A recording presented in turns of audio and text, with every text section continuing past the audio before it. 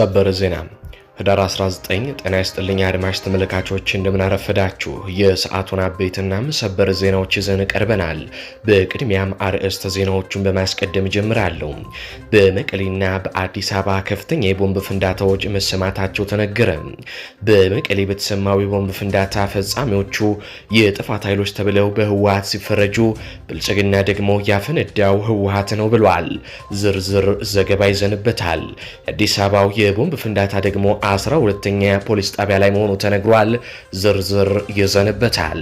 ወዲህ ደግሞ በደሴ ዙሪያ ከባድ ውጊያ ሲደረግ ፋኖ ደሴን ሙሉ ለሙሉ መክበቡም ተነግሯል። የአገዛዙ ወታደሮች እንደ ቅጠል መርገፋቸውም ተነግሯል። ዝርዝር ይዘንበታል። በዚሁ ወሎ ላይ በሌሎች ግንባሮችም ውጊያ ተደርጓል። እንቃኘዋለን። በጎጃምም እንዲሁ በፋኖ ኃይሎችና በአገዛዙ ወታደሮች መካከል የቀለጠ ውጊያ ሲደረግ ፋኖ ድል ቀንቶታል። እንዳስሰዋለን። በሸዋም ከተማን እስከ መቆጣጠር የደረሰ የአብይ ኮማንዶ ወታደሮች የሬሳ ክምር እያደረገ ውጊያ ተደርጓል። እንቃኘዋለን። ሰላም ጤና ይስጥልኝ አድማጭ ተመልካቾች እንደምን ቆያችሁ። ከላይ በአርዕስተ ዜና ያደመጣችሁትን መረጃዎች ወደ እናንተ ላደርስ እዚህ ተገኝቻለሁ። የህዝባዊ ትግሉን የምትደግፉ እንዲሁም ሀገር ወዳድ የሆናችሁ አድማጭ ተመልካቾች ቪዲዮ ላይክ፣ ቻናሉን ሰብስክራይብ አድርጋችሁ የደወል ምልክቱን ታበሩ ዘንድ እንጠይቃለን። እንዲሁም በኮሜንት ድል ለህዝብ ልጆች ድል ለጀግኖቹም እያላችሁ ለህዝቡ ሲሉ ጫካ የገቡትን ታጋዮች ታበረታቱ ዘንድ እየጠየቅናችሁ በቀጥታ ወደ መረጃዎች ያለፍኩኝ። እስከ ፍጻሜው ድረስ አብራችሁን ቆዩ። ቀዳሚ ወዳደረኩት ዘገባ አልፋለሁ። በምስራቅ አርሲ እንቆሎ አቢ ወረዳ በመጭቱ በቀቅሳ ቀበሌ ነዋሪዎች የነበሩ ህዳር 17 ቀን 2018 ዓ.ም ኦርቶዶክሳውያን ታግተው መወሰዳቸውን ዘግበን ነበር። ከተወሰዱት 19 ኦርቶዶክሳውያን ክርስቲያኖች ውስጥ በዛሬው ዕለት 11ዱ መገደላቸውን ሚዲያችን ከቦታው አረጋግጧል።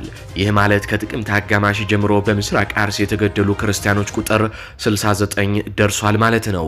በመቶዎች አሁንም በእገታ ላይ ሲሆኑ በሺዎች ተፈናቅለዋል። በርካቶችም ሀብት ንብረታቸውን ተዘርፈዋል፣ ወድሞባቸዋል። መንግስትም ሆነ ቤተ ክህነትም ቅንጣት ታክል ሳይተነፍሱ የኦርቶዶክሳውያን ጭፍጨፋን በማስቻል ላይ ይገኛሉ። ሁለቱም አካላት ለፍርድ የሚቀርቡበት ቀን ሩቅ አይደለም። የአርሲ ኦርቶዶክሳውያን ደም በምድር ሰሚ ባያገኝም ወደ ሰማይ ግን ይጣራል። ለዚህ ጭፍጨፋ ሲኖዶሱም ሆነ መንግስት ተጠያቂ ናቸው። ትላንት እንደታገቱ የዘገብናቸው ዛሬ 11 ሞተዋል። ቀሪዎቹ ደግሞ ይሞቱ ይኑሩ እስካሁን ባይረጋገጥም ሬሳቸው ግን አልተገኘም። ይህ በእንዲህ እንዳለ በመቀሌ ከባድ የቦምብ ፍንዳታ መሰማቱ ተነገረ። ቦምቡ ሆን ብሎ ህዝቡን ለማሸበር የተጣለ ነው ሲል የመቀሌ የሰላምና ጸጥታ ዘርፍ ኃላፊ ተናግሯል። በሰውም ይሁን በንብረት ያጋጠመ አደጋም የለም ተብሏል። በትላንትናው ዕለት ህዳር 18 ቀን 2018 ዓ.ም ከሌሊቱ 4:25 በመቀሌ ዩኒቨርሲቲ አዲ ሀቂ ግቢ አጥር ዙሪያ ከባድ የቦምብ ድምፅ ፍንዳታ ተሰምቶ እንደነበረ ነዋሪዎች ለሚዲያችን ገልጸዋል። የሚዲያችን ምንጮች ዛሬ አርብ ህዳር 19 ቀን 2018 ዓ.ም ከባድ የፍንዳታ ድምፅ ወደ ነበረበት ቦታ በአካል በመሄድም ጉዳዩን ተመልክተዋል። በቦምብ ፍንዳታው በሰው ህይወት ያጋጠመ አደጋ የሌለ ሲሆን ፍንዳታው በነበረበት አቅራቢያ ያሉ ቤቶች መስታወቶቻቸው መሰበሩንም መመልከት ችለናል ተብሏል። ሚዲያችን ያነጋገራቸው ነዋሪዎች ፍንዳታው በእጅ የተጣለ ቦምብ ሳይሆን ለረጅም ጊዜ ተቀብሮ የቆየ ፈንጂ ሊሆን ይችላል የሚል አስተያየትም አጋርተዋል። የመቀሌ የሰላምና ጸጥታ ዘርፍ ኃላፊ የትላንት ምሽት ፍንዳታውን አስመልክቶ ለ104.4 ሬዲዮ የመቀሌ ኤፍኤም በሰጡት መረጃ ፍንዳታው ሆን ተብሎ ህዝቡን ለማሸበር የተፈጸመ ነው ሲሉም ተናግረዋል። የድርጊቱ ፈጻሚዎች ማንነት እንደሚጣራ የገለጹት ጽሕፈት ቤቱ ህዝቡ ድርጊቱን እንዲያወግዝም አስገንዝበዋል። ይህ በእንዲህ እንዳለ ደግሞ ብልጽግና ከፍንዳታው ጋር በተያዘ መረጃዎች ደርሶኛል በማለት ሌሎች መረጃዎችን እያሰራጩ ነው። ትላንት ህዳር 18 ቀን 2018 ዓ.ም ምሽት 4:25 ላይ በመቀሌ ከሆምላንድ ሆቴል ፊት ለፊት በሚገኘው ቢዝነስ ካምፓስ ላይ የላይኛው በር አካባቢ ከባድ የፍንዳታ ድምፅ ተሰምቷል። ይህንም ፍንዳታ ታዲያ የህወሓት የመቀሌ ከተማ ሰላምና ጸጥታ ዘርፍ ኃላፊ ጽሕፈት ቤት ጸረ ሰላም ኃይሎች ህዝቡን ለማሸበር የፈጸሙት ድርጊት ነው በሚል ለማስተባበል ሙከራ ማድረጉም ታውቋል በማለት ብልጽግናዎች እውነታው ግን ይህ አይደለም እያሉ ነው። እውነታው ይላሉ ብልጽግናዎች ክስተቱ የጦርነት ዝግጅት ላይ የሚገኘው ህወሓት የቀበራቸውን ከባባድ መሳሪያዎች በማውጣት ሂደት ላይ ሳለ የተፈጠረ ፍንዳታ እንደነበር ከታማኝ ምንጮቻችን አረጋግጠናል ሲሉ የብልጽግና የሚዲያ ክንፎች ተናግረዋል። ጉዳዩ ግን አሁንም ማን እንደፈጸመው የታወቀ ነገር የለም። ይህ በእንዲህ እንዳለ በአዲስ አበባም የፍንዳታ ድምፅ ተሰምቷል። በአዲስ አበባ በተመሳሳይ የአገዛዙ 12ኛ ፖሊስ ጣቢያ ግቢ ውስጥ ተቀጣጣይ ፈንጂ ሲፈነዳ የአካባቢው ነዋሪዎች የሰሙ ሲሆን በፍጥነት ወደ ቦታው ቢሄዱም ግርግሩን የጸጥታ ኃይሎች መበተናቸው ተነግሯል። በዚህ 12ኛ ፖሊስ ጣቢያ የፈነዳው ተቀጣጣይ ቦምብ ጭሱ አሁንም ድረስ በአካባቢው የሚታይ ሲሆን የአካባቢው ነዋሪዎች ጉዳዩን ለማጣራት ቢሞክሩም ምላሽ አልተሰጣቸውም ነው የተባለው። ወደ ፖሊስ ጣቢያው ማንንም አያስጠጉም፣ ምን እንደተፈጠረ ከነሱ ውጪ የሚያውቅ የለም፣ ወደ ውስጥ የሚገባም የሚወጣም የለም ሲሉ የዓይን እማኞች ጉዳዩን ለሚዲያችን ተናግረዋል። ከጉዳዩ ጋር በተያያዘ ተጨማሪ መረጃዎችን ለማግኘት ያደረግነው ጥረት ሳይሳካም ቀርቷል። አሁን በቀጥታ ከአማራ ክልል ወዳገኟቸው አበይትና ሰበር የጦር ግንባር መረጃዎች አልፋሉ። ፋኖ ብልጽግናን ስቦ በመምታት የውጊያ ስልት ባደረገው ማጥቃት ድል መቀዳጀቱን አስታወቀ።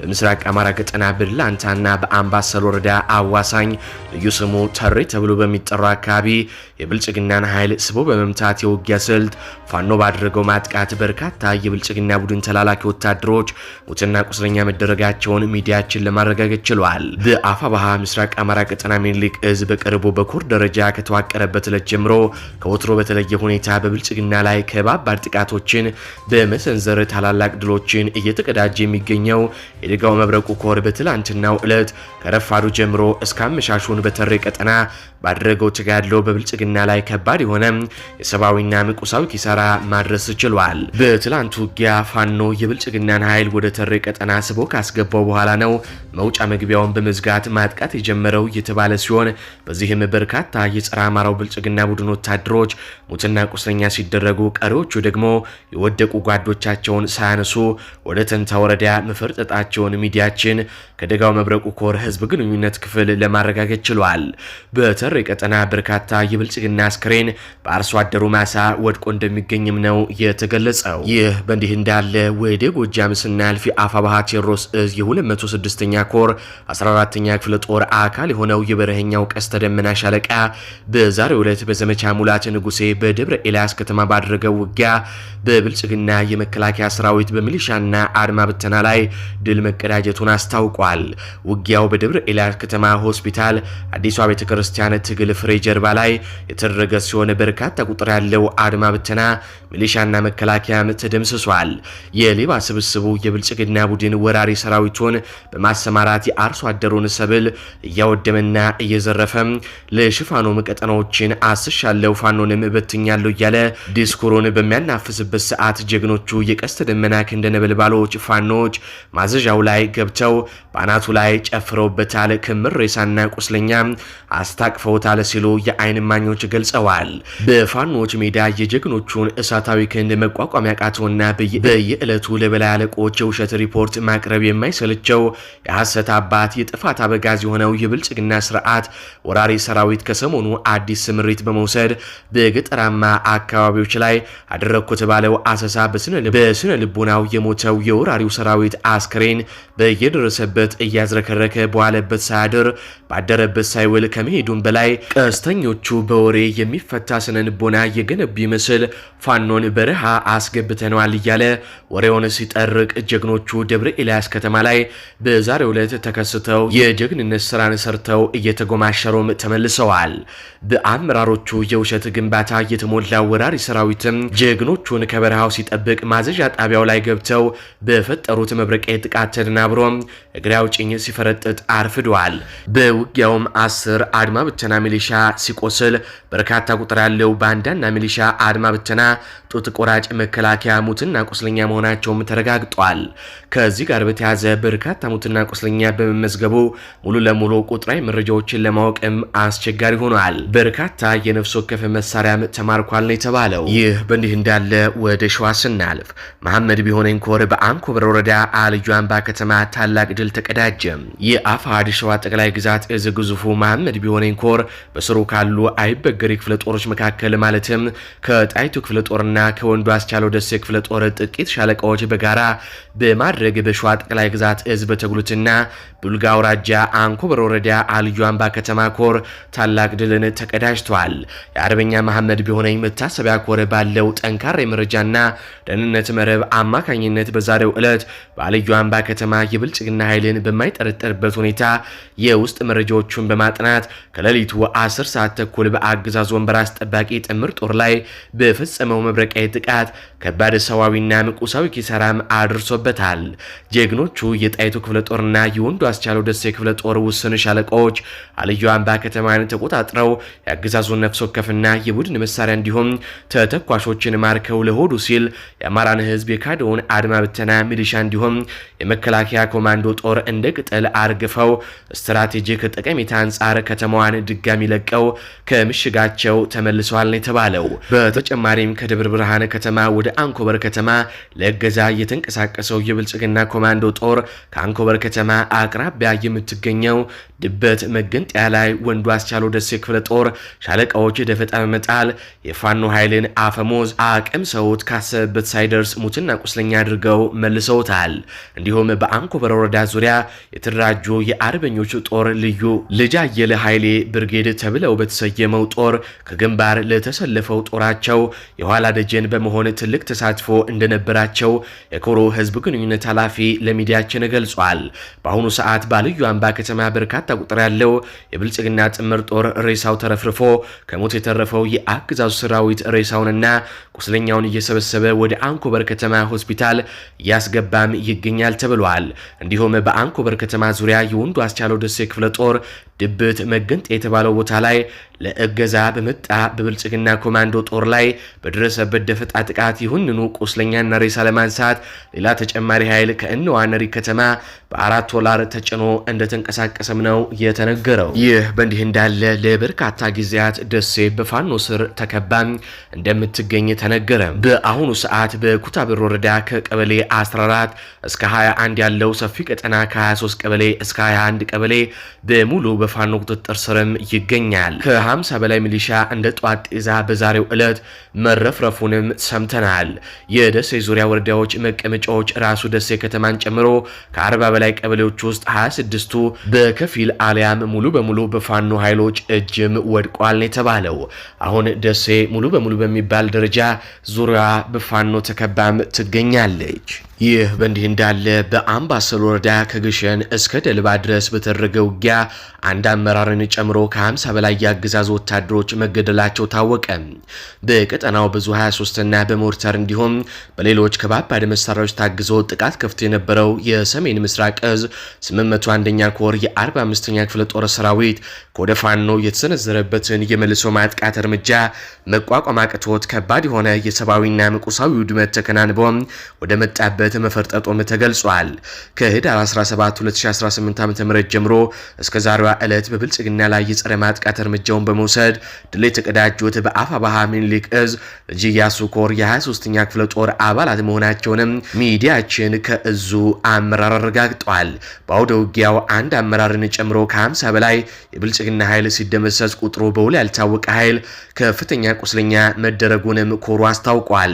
በተጨማሪም 1395 የዲሽቃና የብሬን እንዲሁም የክላሽ ተተኳሽ በድምሩ በፋኖ መማረኩም ነው የተገለጸው። በመጨረሻም ከአማራ ፋኖ ብሔራዊ ኃይል ቴዎድሮስ እዝ ምክትል ቃል አቀባይ አርበኛ ስቲብል አለሙ ጋር አገዛዙ በጎጃም የፈጸመውን ግፍ በተመለከተ ቆይታ ተደርጓል። ከሱ ጋር የተደረገውን ቆይታ አድምጠን እንመለስ። እንዴት ውለሃል ወንድም ስቲብል፣ እንዴት አለህ? ለዚህ ቃለ መጠይቅ ፈቃደኛ ስለሆንክም አመሰግናለሁኝ። ትናንትና በአፋባሃ በኩል የሚወጣ አንድ መግለጫ ነበረ።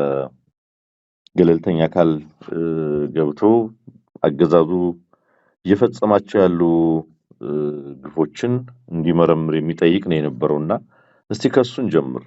የሱ መነሻ ምንድነው?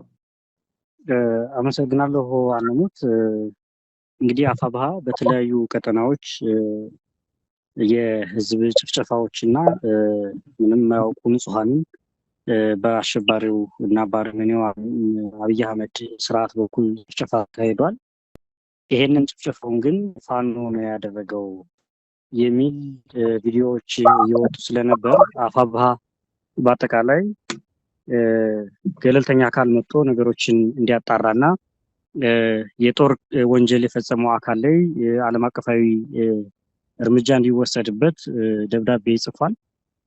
ለዚህ ግን በዋናነት እጅ ሲቆርጥ የታየ አንድ ቪዲዮ ወጥቶ ነበር፣ ቫይራል የሆነ ቪዲዮ። የአማራ ህዝብ ከነበረውና ካለው የሞራል ልዕልና አኳያ ይህንን የሚያደርግ ስነልቦና የሚለው እንዲህ አይነት በታሪኩም እንደዚህ አይነት ነገሮች አላካሄደም።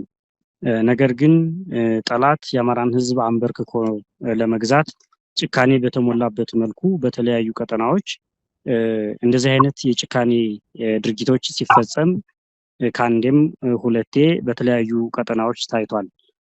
በሸዋም፣ በወሎም፣ በጎጃምም፣ በጎንደርም እንደዚህ አይነት ነገሮችን ሲያይ ተመልክተናል። ስለዚህ ገለልተኛ የሆነ አካል አስፈላጊውን የሆነ ምርመራ፣ ይሄን ብቻ አይደለም፣ በከተሞችም በገጠርም በተለያዩ ቀጠናዎች በርካታ የሆኑ ኢሰብአዊ የሆኑ ድርጊቶች እየተፈጸሙ ስለሆነ ይሄ ደግሞ ሆን ተብሎ እየተደረገ በጥናት ፋኖን ከህዝብ ይነጥላል ወይም ደግሞ ህዝብን ከፋኖ ይነጥላል ብለው ያሰቡትን እነሱ አድርገው ፋኖ አደረገው ለማለት ወንጀሎችን ለመሸፈን የሄዱበት ያለ ርቀት ስላለ አፋብኃ እንዲህ አይነት መግለጫዎችን ከአንዴም ሁለቴ ሊያወጣ ተገዷል ማለት ነው። መልካም። በተመሳሳይ ሰከላ ላይ ምንድነው የሆነው? በቪዲዮም በምስልም ብዙ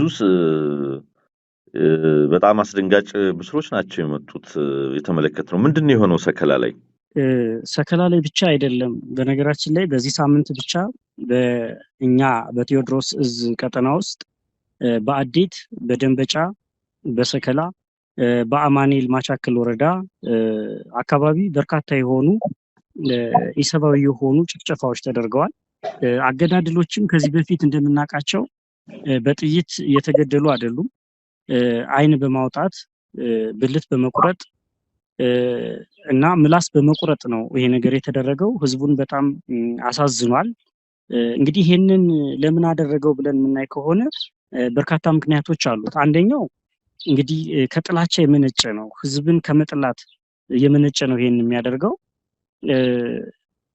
የአማራን ህዝብ ጠልቶ በጠላትነት ፈርጆ ከህገ መንግስቱ ጀምሮ ጨቋኝና አምባገነን ነው በሚል ፈርጆ ለአመታት እንደዚህ አይነት ቅስቀሳዎች ሲደረጉ ቆይተው ነው እንግዲህ አማራ ህዝብ ላይ ለአንዴና ለመጨረሻ ጊዜ ህዝቡን ለማጥፋት ጠላት በገዛ መንግስቱ ጦር ሰብቆ መድፍ አስታጥቆ ድሮን አስታጥቆ ወደ ህዝባችን ገብተው እየጨፈጨፉ ያሉት።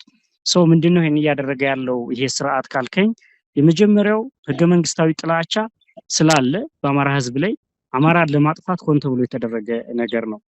ሁለተኛው እንግዲህ ህዝቡን ለማሸማቀቅና አኮማትሮ ህዝቡን አስፈራርቶ ለመግዛት በኃይል አስገድዶ ለመግዛት እምቢ ስላለ አልገዛም ስላለ በቃኝ ስላለ ጭቆና በቃኝ መገደል በቃኝ ብሎ ሆ ብሎ ወጦ ከፋኖ ጋር ስለተሰለፈ ይሄን ህዝብ አስፈራርቶና ጨፍጭፎ ጨፍልቆ ለመግዛት ሲል ነው ይሄንን ያደረገው።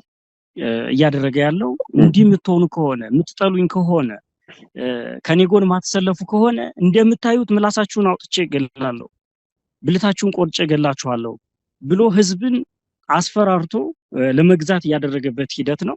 ሌላኛው እንግዲህ ወደ መግለጫው ቅድም ወደ አነሳው እንድንወጣ ያስደረገን አብይ አህመድ በፋኖ መሸነፉ እርግጠኛ ሆኗል። አሁን በእርግጠኝነት ምነግርህ መሸነፉን አምኗል። ስለዚህ ምንድነው እያደረገ ያለው? ሳቦታጅ መስራት ፈልጓል። ከሚኒሻ ከአድማ ብተና ከልዩ ኃይል ከመከላከያ የተውጣጣ ዘራፊና ጨፍጫፊ ቡድን አዘጋጅቷል። ከፋኖም ጭምር እያስከዳ እነዚህን ኃይሎች ከዚህ በፊት ፋኖ መስለው ይኖሩ የነበሩ ግን የሱ ምልምል የነበሩ ኃይሎችን ጭምር በመመልመል በህዝባችን ላይ ጭካኔ የተሞላበት ድርጊት እያደረገ ነው። ለዚህ ደግሞ ማሳያ የሚሆነን ደንበጫ ላይ ፖሊሶችና ሚኒሻዎችን አደራጅቶ መኪና እያስቆሙ ሲዘርፉ የነበሩትን ይዘን በቪዲዮ ጭምር ቀርጸን ለቀናል። ፖሊሶችን በራሳቸው ደረጃ ፋኖ አስመስሎ ቀርጾ እንዲቀርጹ ህዝብ እንዲደበድቡ እንዲገሉ ጭምር አድርጎ እየሰራ ነው ያለው እና ጭካኔ ፋኖ ይሄን ጭካኔ ፈጠረ ለማለት ያ ነው አሁንም የተከሰተው ሸዋ ላይ ያየነው መግለጫ እንዲወጣ የሚያስገደደን ከዚህ በፊት ፋኖ የነበሩትን ነገር ግን አስርጎ ያስገባቸውን አሁንም ወስዶ ውጃ ውስጥ ያስቀመጣቸውን ኃይሎች እንዲጨፈጭፉ ሰውን ኢሰባዊ ድርጊት እንዲያደርጉ ከዛ ፋኖ አደረገው ይሄው ፋኖ ጨፍጫፊ ነው ብሎ ለመፈረጅ ያመቸው ዘንድ እንደዚህ አይነት ስራዎችን እየሰራ ነው። እኛ ደግሞ ይሄንን እየተከታተልን አንደኛ በህግ ቁጥጥር ስር እያዋልናቸው እንገኛለን። ደንበጫ ያደረግነው አንዱ ምስክር ነው። ሁለተኛ እምንይዛቸውን ደግሞ በህዝብ ፍትህ እየሰጠናቸው እንገኛለን። ሌላው ደግሞ ልንይዛቸው ስንል የሱ ስለሆኑ ሄዳው እሱ ጋር ይወሸቃሉ፣ ኢንተርቪው ይሰራባቸዋል፣ ሳቦታጅ ይሰራባቸዋል። ይሄን እያደረገ ነው ያለው። እንግዲህ ይሄን የሚያደርገው ለምንድነው ካልነ ሳቦታጅ የሚሰራው ለምንድነው ካለ ህዝቡን ከኛ ለመነጠል ፈልጎ እየሰራ ያለበት ሁኔታ ነው። ነገር ግን ህዝብ እውነቱን ያውቃል። ያለም ህዝብ ደግሞ እውነቱን እንዲያውቅ እየተከታተልን እንደዚህ አይነት መግለጫዎችን እየሰጠንና ገለልተኛ አካል ገብቶ እውነቱን እንዲያውቅ ጥሪ እያደረግን ነው ያለነው። የመጨረሻው ታርጌት ግን አብይ አህመድ እንደሚያደርግበት ፋኖን በአሸባሪነት ለመክሰስና ለመፈረጅ አልመቸው ብሏል። እንግዲህ ፋኖ ጨዋ ነው፣ ባንክ የሚያስተዳድር ነው፣ ህዝብ የሚያስተዳድር ነው፣ መንግስት ጊዜያዊ መንግስት መስርቶ ፍትህ እየሰጠ ያለ ነው፣ ከተሞችን ተቆጣጥሮ ሱቆችን ባንኮችን እየጠበቀ ያለ ጨዋ የሆነ ለነጻነቱ የወጣ የነጻነት ታጋይ ነው። ይሄንን ባለም አደባባይ የተመሰከረለትን ጨዋ የሆነ የነጻነት ታጋይ ለመፈረጅ አልመቸው ስላለ የራሱን ኃይሎች በማስገባት እንደዚህ አይነት ጭፍጨፋዎችን እየሰራ ይገኛል። ስለዚህ ይሄ አወዛጋቢ ስለሆነ ሚኒስትሪ ሚዲያውንም የያዘው እሱ ስለሆነ ዶክመንተሪ የሚሰራ እሱ ስለሆነ ይሄንን ለማወቅ ሚዲያዎችን ብቻ ማየት በቂ ስላልሆነ መሬት ላይ ያለውን ሀቅ ገለልተኛ ጋር መጥቶ እንዲያጣራው መግለጫዎችን በተደጋጋሚ አውጥተናል። ስለዚህ አሸባሪ ነው ብሎ ለመፈረጅ በቂ ምክንያት የለም። በቂ ምክንያት አይደለም። አሸባሪው ራሱ ስለሆነ የተሻለ የህዝብ ጥበቃ የተሻለ ማህበረሰባችንን እየጠበቅንና የተሻለ ሰባዊነት የተሻለ የመንግስትነት ቁመና ያለን እኛ ስለሆንን ስለጨነቀው ምን ብሎ ሊከሰንም ስለማይችል ለዛ ነው አሁን እንዲህ አይነት አረመኔዎችን ወደኛ አሰማርቶ እንደን ጭፍጨፋዎችን ያየ ነው። እንግዲህ እንዳየው አንሙት ሰከላ ላይ የተደረገው በታሪካችን እንደዛ አይነት ነገር አይተን አናውቅም። እንዴት ሰው ብልቱ ይቆረጣል? እንዴት ሰው ምላሱ ይቆረጣል? እንዴት ሰው አይኑ ይወጣል? እነዚህ እንግዲህ የተደረገው መጀመሪያውኑ ወደ እኛ ለመንቀሳቀስ እነሱ ፋኖ አለበት ብለው ወደ አሰቡት ቀጠና ሲንቀሳቀሱ ከብት ጠባቂዎችን ያዩ እነዚህን ከብት ጠባቂዎች ናቸው እንግዲህ ኑ መሳሪያ ተሸከሙልን፣ ኑ ወደ ፋኖ ይዛችሁን ሂዱ ብለው መንገድ ላይ ፋኖ ሲመታቸው ጥቃት ሲያደርስባቸው እነዚህን ንጹሃን መሳሪያ ይሸከሙላም ብለው አስበው የነበሩትን ከብት ጠባቂዎችን ትምህርት ቤት ላይ ጨፍጭፈው ሁሉንም ሰባቱን በሙሉ አንድ ላይ አስጥተው በአሰቃቂ ሁኔታ ገለው ያገኘናቸው። ይሄንን የሚያደርገው ስለሚጠላን ነው፣ አማራን ስለሚጠላ ነው፣ አማራ እንዲጠፋ ስለሚፈልግ ነው። አንሙት በዚህ ምክንያት ነው እንግዲህ እየጨፈጨፈን ያለ ህዝባችንም እንግዲህ ይሄንን ጭፍጨፋ ይሄንን የዘር ማጥፋት ማስቆም የሚቻለው በአንድ ላይ መቆም መናበብ የበለጠ ውስጥ ገብተን ዘራችንን ማስቀጠል መቻል ስንችል ነው። የአማራ ህዝብ ደግሞ ራሱን ለመከላከል የሚችል ህዝብ ነው። ለዚህ ደግሞ ቁጭት አድሮበት ሁሉም ህዝብ ከጎናችን ተሰልፎ ካላጠፋ ነው ባሪያ ሆነን እንኳን የመኖር እድል የለንም። አንሙት ልክ ነው። ምናልባት አሁን ከህዝብ ለመነጠል ነው እንደዚህ አይነት ግፎችን የሚፈጽመው የሚል ሐሳብ ስላነሳህ ይሳካልታል? እንደዚህ በማድረግ በህዝቡና በፋኖ መካከል የሚፈጥረው ክፍተት ይኖራል? ህብረተሰቡ እንዴት እያየው ነው ይህንን ግፍ? አየት ትልቁ ስህተት ይሄ ነው። ህዝብን እየጨፈጨፍከው እየገደልከው በሄድክ ቁጥር የበለጠ አረመኔነትህ የበለጠ የመጣበትን ዓላማ እያሳየው ስለሆነ ህዝብ ሆ ብሎ ከኛ ጋር እየታገለ ያለበት ሁኔታ ነው ያለው። እንደውም በዚህ ልክ ሊሳካለት አይችልም። የበለጠ ህዝቡን ያጠነክረዋል፣ የበለጠ እንዲታገል ይገፋፈዋል እንጂ በዚህ ልክ የሚቆምበት መንገድ የለም። አንሙት። መልካም። እስቲ በላለሙ አፋብሃ ምዕራብ አማራ ቀጠና የቴዎድሮስ ምክትል ህዝብ ግንኙነት ኃላፊ ስለሰጠህ ማብራሪያ እጅግ በጣም አመሰግናለሁ።